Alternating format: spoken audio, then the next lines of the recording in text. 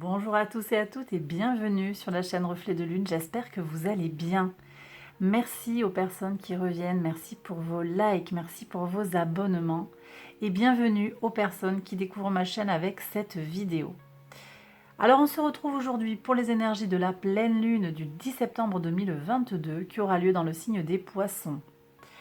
Dans cette vidéo, je vais vous présenter les énergies astrales de la pleine lune et à la suite, je vous présenterai le tirage que je vais utiliser pour les vidéos par signe. Ces vidéos par signe, elles seront publiées quotidiennement après la publication de cette vidéo d'introduction et vous les retrouvez dans la playlist Tirage Lune. Je vous invite également à activer les notifications si vous vous abonnez pour être prévenu de leur publication. Alors maintenant, je vais passer à la présentation des énergies astrales et je vous retrouve en deuxième partie de vidéo pour une présentation du tirage dans lequel j'ai d'ailleurs intégré une nouveauté, mais je vous en reparle après.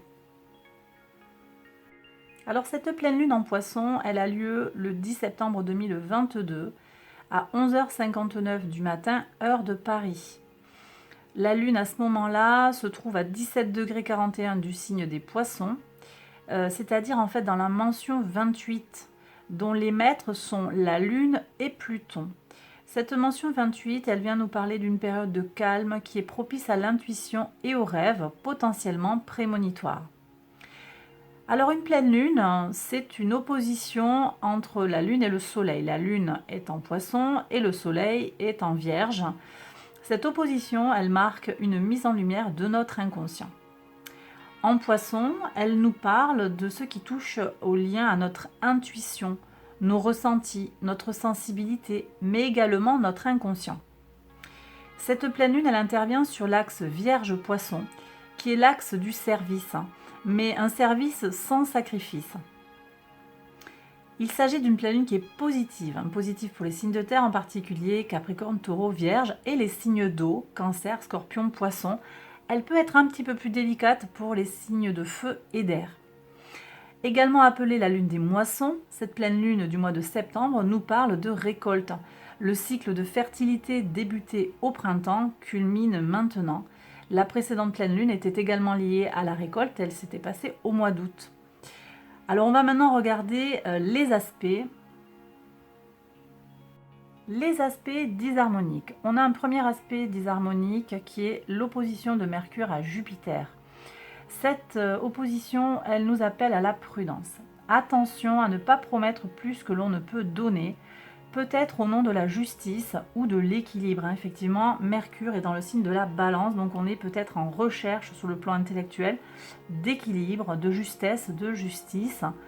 Mais avec cette opposition à Jupiter, elle peut venir nous stimuler trop et ne pas être en mesure après de tenir les promesses, les engagements qui ont été faits sur le plan des idées, sur le plan de la parole, sur le plan intellectuel. Donc prudence ici, les énergies ne sont pas favorables. Deuxième aspect disharmonique, prudence également avec ce carré Vénus à Mars, parce que les relations entre les sexes opposés peuvent être délicates en fait, et ce d'autant plus que Vénus est en chute dans le signe de la Vierge. Il peut y avoir un petit peu de la suranalyse dans les relations, il peut y avoir des tensions, donc vraiment on fait le dos rond, on laisse glisser. C'est pas trop le moment peut-être pour des situations délicates, des relations difficiles, d'aller au contact, d'essayer de régler les problèmes. Les énergies astrales ici ne sont pas tellement favorables.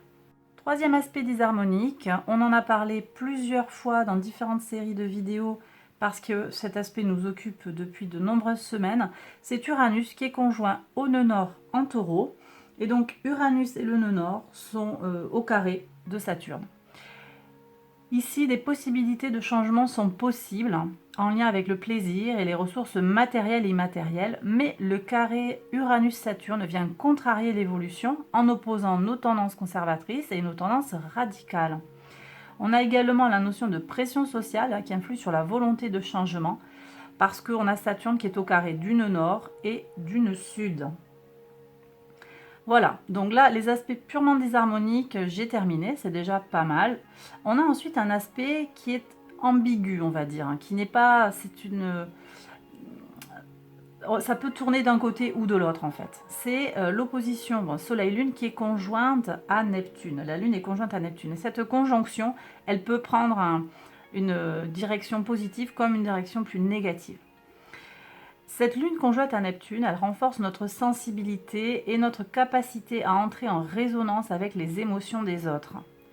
Mais prudence, si vous êtes hyper sensible, hyper empathique, il pourrait y avoir une perte de sens de la réalité, un décrochage du réel. Donc prudence, et si vous faites du travail d'ancrage, eh bien, veillez à être bien ancré parce que là, les énergies peuvent nous faire partir très très haut si on est particulièrement sensible dans ce type d'énergie-là.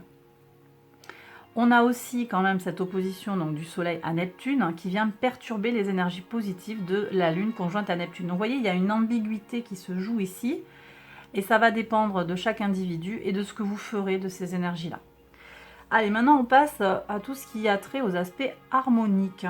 Alors on a encore une fois un Uranus et le nœud nord qui sont conjoints toujours en taureau, mais là qui forment un sextile à la Lune en poisson et un trigone au soleil en vierge. Donc là, il y a un très beau rapport en fait d'Uranus au soleil et à la lune. C'est très très bien. On a donc le rapport d'Uranus à la lune qui nous permet d'abord de nous libérer du passé. Ça, c'est très très positif. Et puis le trigone d'Uranus au soleil, il soutient les changements sur le plan individuel. Vraiment, ce sont des aspects très favorables. L'ensemble forme avec les nœuds nord et sud un rectangle harmonique qui est porteur de stabilité autour de 4 piliers. La matière, l'émotionnel, l'intégration des leçons du passé, ça c'est la maison 12 d'ailleurs, et j'en reparle dans les tirages que je fais sur les vidéos pour chaque signe. Donc je reprends les 4 piliers, la matière, l'émotionnel, l'intégration des leçons du passé et les transformations qui pourraient en découler. Voilà. Deuxième aspect harmonique, on a Mars qui forme un trigone à Mercure. Alors ici, c'est une énergie qui apporte une abondance de capacité mentale, une énergie mentale renouvelée, étendue, positivée. Cette énergie mentale, elle peut permettre une bonne gestion intellectuelle des transformations qui sont proposées par cette pleine lune. Tout ce qui se joue dans le signe du Capricorne, dans le signe du Scorpion, du Taureau et des Poissons, en particulier Capricorne avec Pluton, le Scorpion avec le nœud sud, le Taureau avec le nœud nord et Uranus, et les Poissons c'est la Lune et Neptune. Donc je terminerai d'ailleurs avec Neptune en dernier aspect harmonique. Neptune rétrograde qui forme un sextile à Pluton qui est également rétrograde. C'est également un aspect qui nous occupe depuis plusieurs semaines. Et cet aspect, il nous parle plutôt de manière collective. Nous sommes collectivement face à la possibilité de nous élever sur le plan de la spiritualité pour tendre vers une humanité plus harmonieuse. Et ici, un choix nous est offert. Est-ce que nous allons nous laisser envahir par les hautes énergies dégagées par Neptune et Pluton, et même si elles sont rétrogrades, en fait, ces planètes, elles restent actives. Ou bien est-ce qu'on va refuser de regarder en face les choses, en fait, regarder tout ce qu'on a parcouru comme chemin et tout ce qui reste à réaliser. Voilà. Donc collectivement, qu'est-ce qu'on va opérer comme choix? Là, il y a cette invitation à la réflexion avec Pluton, sextile, Neptune.